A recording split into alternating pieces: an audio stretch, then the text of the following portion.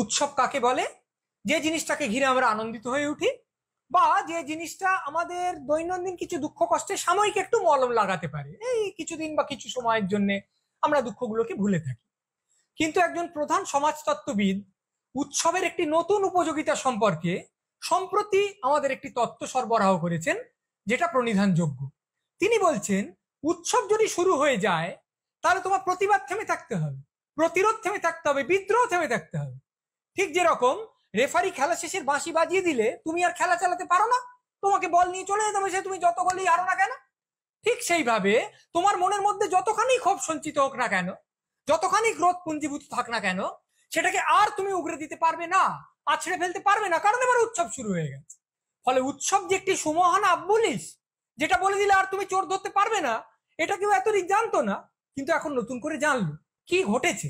একটা প্রখর অন্যায় ঘটেছে, এবং অনেকজনের মনে হয়েছে সেই অন্যায়ের প্রতিকার করার কথা যাদের ছিল তারা সেই অন্যায়ের প্রমাণ লোপাটে সাহায্য করেছে, এবং সেই অন্যায়ের এক প্রধান হোতাকে আরো উঁচু কর্তৃপক্ষ থেকে তিরস্কৃত করার বদলে পুরস্কৃত করা হয়েছে। ফলত একটা সমাজ দাঁড়িয়ে থাকে যে প্রতিশ্রুতিগুলোর ওপর, যার মধ্যে একটা প্রধান প্রতিশ্রুতি হলো এই যে কেউ যদি অন্যায় করে তাকে চিহ্নিত করে শাস্তি দেওয়ার চেষ্টা করতে হবে, সেটাই লঙ্ঘিত হয়েছে। সেই জন্য কিছু লোক প্রতিবাদ করেছে, এই জনরোষ আছড়ে পড়েছে। এবং এটাও একটু বুদ্ধি থাকলেই বোঝা যায় যে এই অন্যায়টাকে কেন্দ্র করে জনরোষটা আছড়ে পড়লেও আসলে শাসক দলের বা সরকারের অনেক দিনের অনেকগুলো অন্যায়ের বিরুদ্ধে ক্রোধ ও ক্ষোভ পুঞ্জীভূত হচ্ছিল, এটাকে উপলক্ষ করে সেটা পুরোটা উগরে আসছে। তা সেটা জেনে শাসক দল কি করেছে? ক্ষমা প্রার্থী হয়েছে?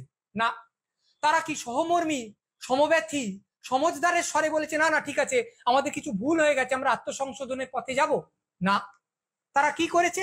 তারা কট্টর শাসকের স্বরেই বলেছে যে ভাই এসব করতে যাসনি। তাদের কিছু চেলা চামুন্ডা আছে যারা হুমকি দিয়েছে যে অমুকের বিকৃত ছবি আমরা পোস্টার করে টাঙাবো, তমুককে বেরোতে দেবো না।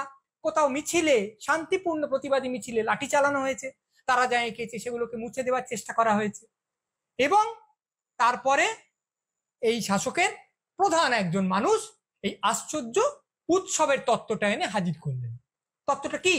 সেটা হচ্ছে, বাবা যা হয়েছে হয়েছে, এবার উৎসবে ফিরে এসো, পুজোয় ফিরে এসো, মানে বিপথে যাচ্ছিলে এবার ফিরে এসো। সেই অভিভাবকরা বলেন না যে এই অনেক খেলা হয়ে গেছে, এবার কিন্তু 7টা বেজে গেছে, পড়তে বসো। ফলে অনেক প্রশ্রয় দিয়েছি, অনেক ছাড় দিয়েছি, আন্দোলন খেলা হয়ে গেছে, বিদ্রোহ খেলা শেষ, এবার সোজাসুজি এসে আনন্দের স্কুলে ভর্তি হয়ে যাও, কারণ উৎসব শুরু। অর্থাৎ ঢং করে বাজনা বেজে গেছে। এতদিন উৎসবকে একটা সাময়িক নিরাময়ের কাণ্ড হিসেবে অনেকজন লোক অভিহিত করেছেন, কিন্তু কেউ উৎসবকে বলেননি যে এটি একটি সুদৃঢ় জবনিকা। এইটা যখন এসে পড়ে গেছে তখন এর আগে কি হয়েছে সেটা মুছে গেল। উৎসব একটা বিরাট ইরেজার, যা দিয়ে উৎসবের আগে যা হয়েছে প্রাক উৎসব সমস্ত অন্যায় মুছে গেল। এইবার শুরু হচ্ছে একটা আশ্চর্য মজার সময়। নগর পুড়ছে, দেবালয় পুড়ছে, কিন্তু ঢং করে যেহেতু ঘন্টা বেজে গেছে, যেহেতু ক্যালেন্ডারে লাল তারিখ এসে গেছে, সেহেতু তোমায় জ্বলন্ত সত্য থেকে মুখ ফিরিয়ে হই হই করে এগরোল খেতে হবে, মাটন রোল খেতে হবে, দুহাত তুলে নৃত্য করতে হবে, মেলা বসাতে হবে, জলসা ঘটাতে হবে। তার কারণ তোমার রাজ্য এগিয়ে আছে, এবং এগিয়ে এসে একজন দেবী ধরাধামে অবতীর্ণা হয়েছেন। খুব বোকা লোক বলতে পারে, বাবা তুমি কার পুজোকে কি ঢাকা দিতে ব্যবহার করছো গো?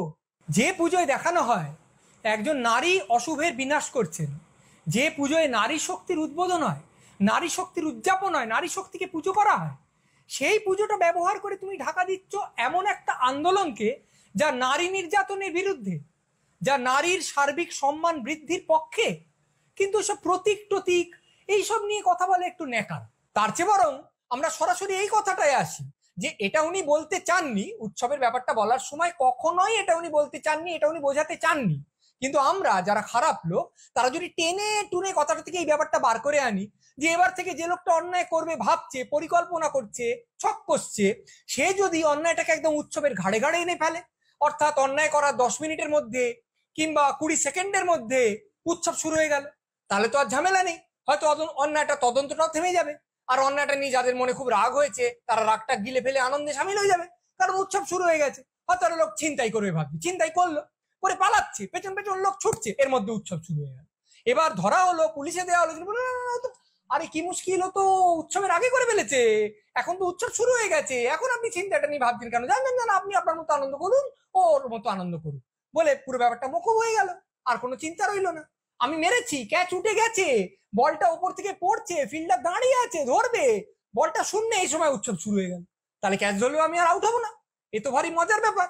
তাহলে ঠিক ঠিক পরিকল্পনা করতে পারলে, একদম উৎসব অনুযায়ী জিনিসটাকে টাইটায় এনে ফেলতে পারলে, যে লোকটা অপরাধ করছে সে লোকটা গায়ে ফুঁ দিয়ে শীষ দিতে দিতে বেরিয়ে যেতে পারবে, তার গায়ে আঁচড়টিও লাগবে না। আমাদের সবসময় মনে রাখতে হবে, আমাদের এক মহাকবি কি অসামান্য সমস্ত পংক্তি লিখে গেছেন, সেগুলো আমাদের মনে রেখে মাঝে মাঝে আবৃত্তি করতে হবে। সেগুলো কি? অন্যায় যে করে আর অন্যায় যে সহে, উৎসব তাদের ঘিরে নদী সম বহে। অন্যায় প্লাস্টিকে মুড়ে উৎসবের স্রোতে ফেলে দাও, ভেসে যাবে নানান হুজ্জতে। কি স্লোগানে ফেঁপে ওঠে রাজ্যের ভাবমূর্তি, অশেষ অন্যায় হোক, সঙ্গে হোক ফুর্তি।